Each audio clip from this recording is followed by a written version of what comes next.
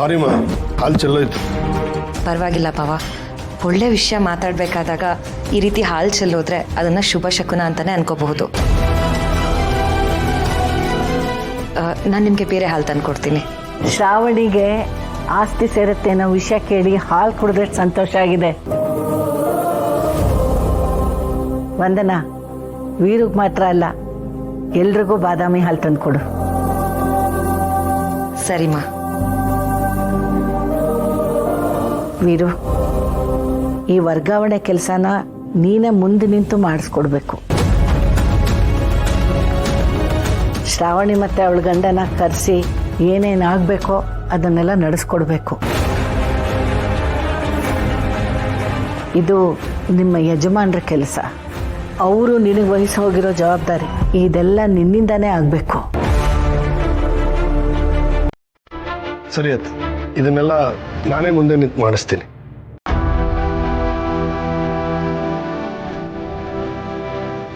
ಅಂದ್ರೆ ಶ್ರಾವಣಿನೂ ಸುಬ್ಬುನು ಮತ್ತೆ ಈ ಮನೆಗೆ ಬರಬೇಕು ಅಂತ ಭಾವನೆ ಹೇಳ್ತಾರ.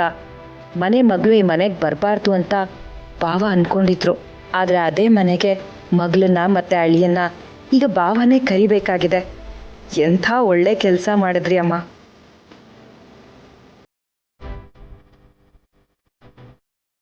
ನಿಜ ಮಾವ, ಅಮ್ಮ ತನ್ನ ಬಗ್ಗೆ ತಪ್ಪು ತಿಳ್ಕೊಂಡಿದ್ದಾರೆ ಅನ್ನೋ ನೋವು ಸುಬ್ಬುಗೆ ತುಂಬ ಇದೆ ಮಾವ. ಅವರು ನಿದ್ದೆಲೆಲ್ಲ ಕನ್ವರ್ಸ್ತಾ ಇರ್ತಾರೆ ಗೊತ್ತಾ. ಅಮ್ಮ ನನ್ನನ್ನು ಮಾತಾಡ್ಸು, ಅಮ್ಮ ನನ್ನನ್ನು ಮಾತಾಡ್ಸು ಅಂತ ಎಲ್ಲ ಹೇಳ್ತಾ ಇರ್ತಾರೆ ಮಾವ.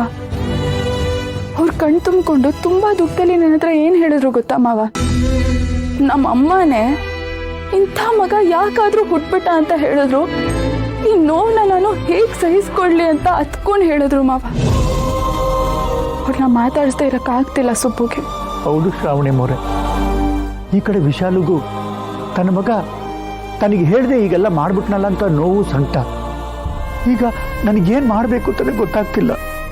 ನೀವೇನು ಯೋಚನೆ ಮಾಡಬೇಡಿ ಮಾವ. ಅವರಿಬ್ಬರ ಮಧ್ಯೆ ಕೋಪ ಮುನ್ಸು ಇರೋದು ಎಷ್ಟು ನಿಜಾನೋ, ಅವರಿಬ್ಬರ ಮಧ್ಯೆ ಬೆಟ್ಟದಷ್ಟು ಪ್ರೀತಿ ಇದೆ ಅನ್ನೋದು ಅಷ್ಟೇ ನಿಜ ಮಾವ. ಹೇಗಾದರೂ ಮಾಡಿ ತಾಯಿ ಮಗನ ಒಂದು ಮಾಡಬೇಕು. ಇನ್ನು ಮುಂದೆ ಆ ಜವಾಬ್ದಾರಿ ನಂದು. ತಾಯಿ ಮಗನ ಒಂದು ಮಾಡೋದಕ್ಕೆ ನಾನು ಏನಾದರೂ ಒಂದು ದಾರಿ ಹುಡುಕ್ತೀನಿ. ಅವರಿಬ್ರು ಒಂದಾಗಿ ಖುಷಿಯಾಗಿದ್ರೆ ಮನೆಯಲ್ಲಿ ಅರ್ಧ ಸಮಸ್ಯೆ ಕಳೆದ ಹಾಗೆ. ಅಮ್ಮ ಮಗನ ಪ್ರೀತಿ ಮತ್ತೆ ಈ ಮನೆಗೆ ಕಳೆ ತಂದುಕೊಡುತ್ತೆ. ಆ ರೀತಿ ನಾನು ಮಾಡ್ತೀನಿ ಮಾವ. ಅಮ್ಮ, ನೀವು ಮಾಡ್ತೀನಿ ಅಂದರೆ ಅದನ್ನು ಮಾಡೇ ಮಾಡ್ತೀರಾ? ದೇವ್ರೆ, ತಾಯಿ ಮಗನ ಒಂದು ಮಾಡೋದಕ್ಕೆ ಶ್ರಾವಣಿಯಮ್ಮವರು ಪಣ ತೊಟ್ಟಿದ್ದಾರೆ. ಇದೇ ಥರ ನಮ್ಮ ಮನೆಯವರೆಲ್ಲ ಶ್ರಾವಣಿಯಮ್ಮವ್ರ ಜೊತೆ ಒಂದಾಗಬೇಕು. ಮನೆಯವರು ಎಲ್ಲರೂ ಶ್ರಾವಣಿಯಮ್ಮನೇ ಸೊಸೆ ಅಂತ ಒಪ್ಕೋಬೇಕು ಅಂತ ದಿನಕ್ಕೋಸ್ಕರ ನಾನು ಕಾಯ್ತಾ ಇದ್ದೀನಿ. ಆದಷ್ಟು ಬೇಗ ನನ್ನ ಆಸೆನೇ ಈಡೇರಿಸ್ಬಿಡಪ್ಪ.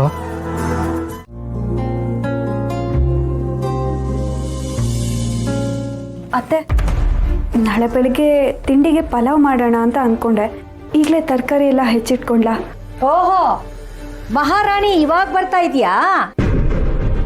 ನಾನು ನೋಡ್ತಾನೆ ಇದ್ದೀನಿ 2 ದಿನದಿಂದ. ಏನು ದಿನಕ್ಕೆ 2 ಸಲ ತವ್ರ ಮನೆಗೆ ಹೋಗಿ ಬರ್ತಾ ಇದೆಯಾ? ಅದು ಅಲ್ಲ, ನಿನಗೆ ಎಷ್ಟು ಧೈರ್ಯ ನನ್ನ ಮಾತು ಮೀರಿ ಹೋಗೋದಕ್ಕೆ ನಿನಗೆ? ಅಲ್ಲ ಅತ್ತೆ, ವರ್ಧಾ. ಮುಚ್ಚ ಬಾಯಿ.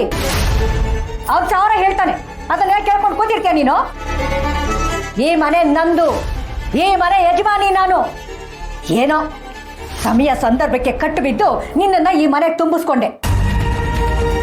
ಆದರೆ ಯಾವುದೇ ಕಾರಣಕ್ಕೂ ನಿನ್ನನ್ನು ಸೊಸೆ ಅಂತ ನಾನು ಒಪ್ಕೊಂಡಿಲ್ಲ, ನೆನಪಿರ್ಲಿ. ಮಾತ್ಗೂ ವರ್ಧನ್ ನೆಪ ಕೊಡಬೇಡ ನೀನು. ನನಗೆ ಅರ್ಥ ಆಗತ್ತೆ. 3 ಹೊತ್ತು ನಿನ್ನ ಹಿಂದೆ ಅಯ್ಯೋ ಹೆಂಡತಿ ಹೆಂಡತಿ ಅನ್ಕೊಂಡು ನಿನ್ನ ಹಿಂದೆ ಓಡಾಡ್ಕೊಂಡು ನಿಂತ್ಕೊಳಕ್ಕಾಗತ್ತ ಅವನು? ಬೆಳಗ್ಗೆ ಹೋದ್ರೆ ರಾತ್ರಿ ಬರ್ತಾನೆ. ಅವನಿಗಿಂತ ಹೆಚ್ಚಾಗಿರೋಳು ಈ ಮನೆಯಲ್ಲಿ ನಾನು. ಅವ್ನು ಹೇಳ್ದಂಗೆಲ್ಲ ಕೇಳ್ಕೊಂಡು ಯಾವಾಗ್ಲೂ ನಿನ್ನ ಪರವಾಗಿ ಅವ್ನು ಇರ್ತಾನೆ ಅಂತ ಅನ್ಕೋಬೇಡ. ನನ್ನ ಮಗ ಹಠ ಮಾಡ್ದ ಅನ್ನೋ ಒಂದೇ ಒಂದು ಕಾರಣಕ್ಕೆ ನಿನ್ನನ್ನ ಈ ಮನೆ ಸೊಸೆ ಮಾಡ್ಕೊಳ್ಳೋದಕ್ಕೆ ಒಪ್ಕೊಂಡಿದ್ದೆ.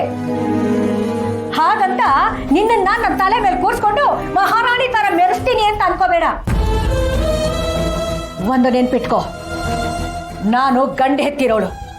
ನಾನು ಮನಸ್ಸು ಮಾಡಿದ್ರೆ ನನ್ನ ಮಗನ ತಲೆ ಕೆಡಿಸಿ ನಿನ್ನ ಜೀವನನ ನರ್ಕ ಮಾಡ್ಬಿಡ್ಬೋದು. ಹೇಳ್ತಾ ಇದ್ದೀನಿ, ನನ್ನ ಹತ್ರ ಅತಿಯಾಗಿ ಆಡಬೇಡ.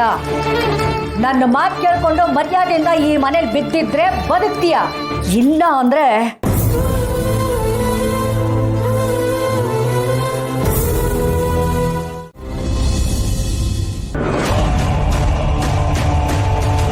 ಮಾಮ್, ನಾನು ನಿನ್ನ ಹತ್ರ ಏನೋ ಕೇಳಬೇಕು.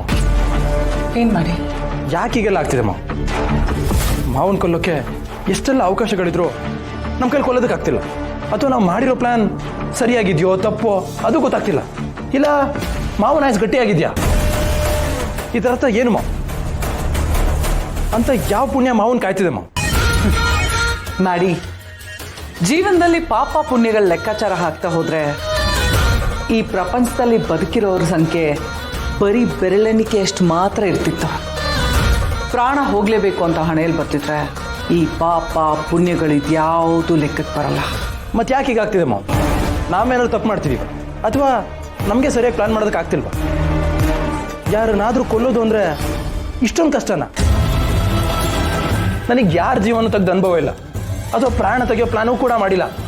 ಅದಕ್ಕೆ ಹೀಗಾಗ್ತಿದ್ಯಾ?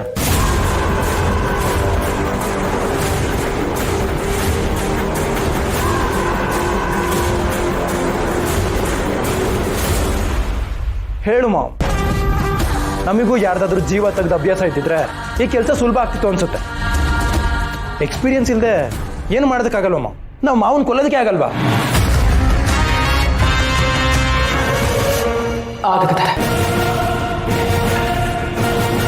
ಆಗುತ್ತಾ? ಹೇಗೆ ಮಾವು?